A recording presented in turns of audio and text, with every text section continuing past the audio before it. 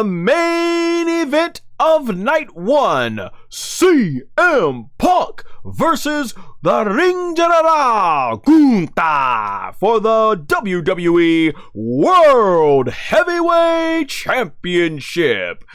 Oh man, it was interesting to see how this was gonna go, and stuff for something like this, man. Were they gonna have Gunther win, or was CM Punk gonna go over and get another world title and everything? And plus, we had the suspicion of Seth Rollins. So right off the bat, this match starts off with a filling out process. Gunther is giving CM Punk a lot of heavy chops through most of the first part of this match. Gunther really was beating the crap out of CM Punk for a lot of this match. At one point, CM Punk is caught up, caught up in between the ropes, and Gunther is giving him like 3 devastating chops, like boom, boom, boom, and CM Punk's like linging back, almost nearly falling out the ropes and stuff. From there, most of the match, like I said, it's it's Gunther just brutalizing CM Punk, brutalizing this man, putting some nasty chin locks, telling him, "So you want to call me a kid, huh? You want to call me a kid?" Just yelling and stuff, man. At one point, CM Punk goes for this sharpshooter on Gunther, but Gunther is able to overpower him and eventually put CM Punk in a sharpshooter. And as he starts flexing, basically while doing the sharpshooter, because of course he has his issues with Bret Hart, in a really smooth transition, CM Punk is able to be on his back, while on his back, reverse into a sharpshooter of his own that he puts onto Gunther.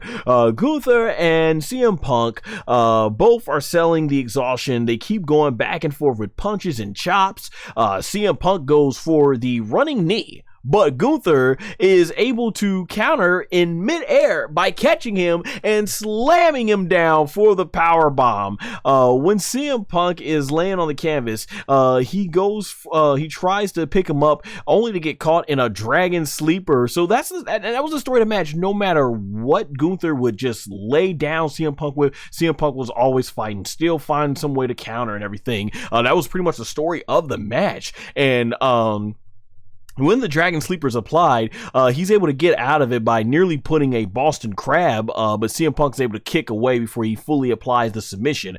There's a great moment where Gunther goes for the sleeper, but CM Punk is able to counter into a Russian leg sweep. From there, CM Punk is able to land a running knee and bulldog. He's finally able to get that running knee and bulldog, but Gunther kicks out at 2. CM Punk, he then tries to go for the top rope elbow, but Gunther meets him right up there with another devastating chop, basically, and that sends CM Punk to the canvas, and from there, Gunther does his big splash for another great near fall, and the audience is really into it. They're chanting for CM Punk. With every time he kicks out, I was so invested in the match, had me on the edge of my seat. CM Punk, he eventually gets done. He eventually goes for the GTS, but Gunther is able to go behind him and turn it into a power bomb. From there, Gunther does a flying drop kick that sends CM Punk into the turnbuckle, and then he delivers the power bomb to CM Punk to get yet another great near fall. CM Punk then he sees he puts back on the on his knees and goes through just to keep chopping him. He goes for the knees again. Gunther is able to keep CM Punk is on his knees, and as he's getting up on his knees, Gunther is just chopping the crap out of him over and over, and then he eventually puts him on the top rope, and he starts basically hanging CM Punk from his legs from the top rope by putting his chin or his foot onto Gunther's chin, hanging him from the top rope. From there's the action spills to the outside. Gunther picks up CM Punk and he throws him side ribs first into the turnbuckle post. So man, it's just looking like CM Punk has put up a very, very valiant effort, but it's just looking like Gunther is taking him apart from here.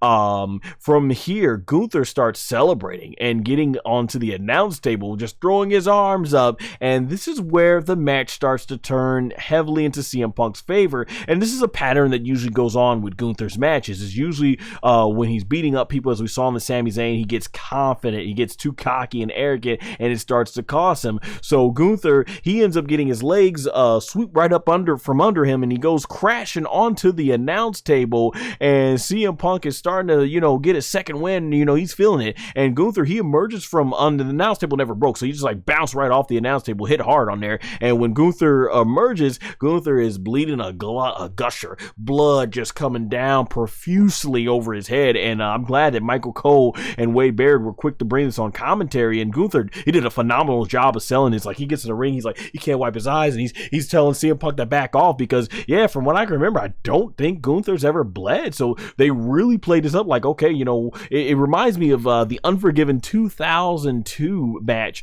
which was the first encounter between The Undertaker and Brock Lesnar, and in that match, one of the big stories going into it was Undertaker was like, tell me, Brock, have you ever tasted your own blood? And it's like, what's going to happen when Brock has to, bleed for the first time from his head and starts tasting his blood coming down? So I thought this was really good, and at this point, Gunther's freaking out.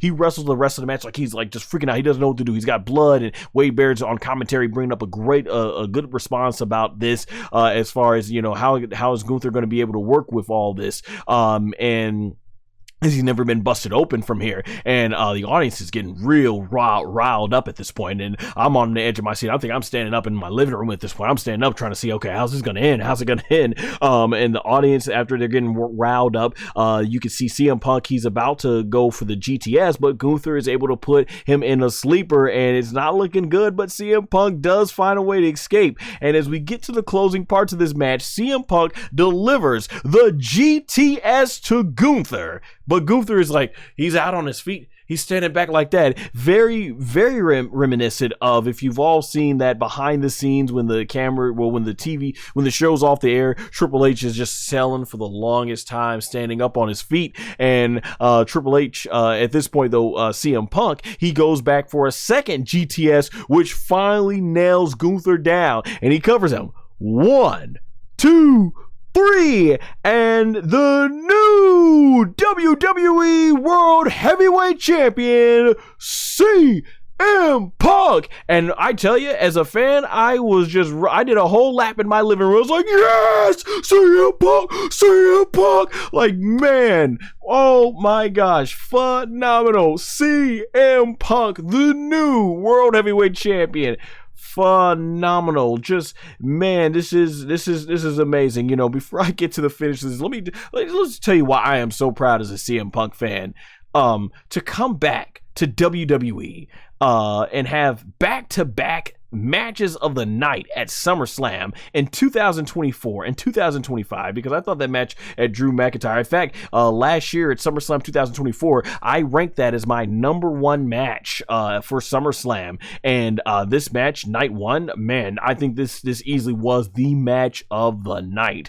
And then he comes back and does it again in 2025, match of the night. That's why I said this was rightfully the main event. And then to think he had the feud of the year in 2024 with Drew McIntyre. I mean, that was captivating stuff that he did last year, and he was injured for most of it. From SummerSlam 2024 to SummerSlam 2025 to go without getting injured, proving that, hey, those were just bad. That was just a case of bad luck, but CM Punk's body is able to hold up.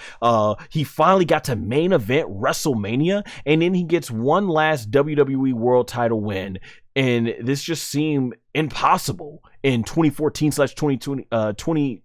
2015. I'm glad he was able to reconcile with WWE, and to think, Triple H being the guy in charge. You remember all the bad blood that he was so publicly about with his issues with Triple H, to know that, hey, he came back, he's working for Triple H now, and Triple H, he put this guy in the main event, he put the world title on him, just phenomenal. And I think CM Punk now is the first WWE, he's the first pro wrestler wrestler to be world champion in AEW and then come over to WWE and be world champion. Because remember, back in AEW, Cody Rhodes, he lost that stipulation to, I think it was MJF, where he could no longer challenge for the he could never challenge for the world title ever. So yeah, this was phenomenal moments. I think this is just a really good love letter to CM Punk fans to see able to get this moment. I don't know if CM Punk was ever going to get another lengthy reign as champion. If he will get one, I don't know. I mean, personally, I don't even think he needs it, just because, I mean, it'd be cool, but he already had his 400+ day reign as champion, so he's submitted. You know, this is just icing on the cake, but this is a cool moment to see. And then I just wanted to really make sure I acknowledge that first. But then we get to the next part, which is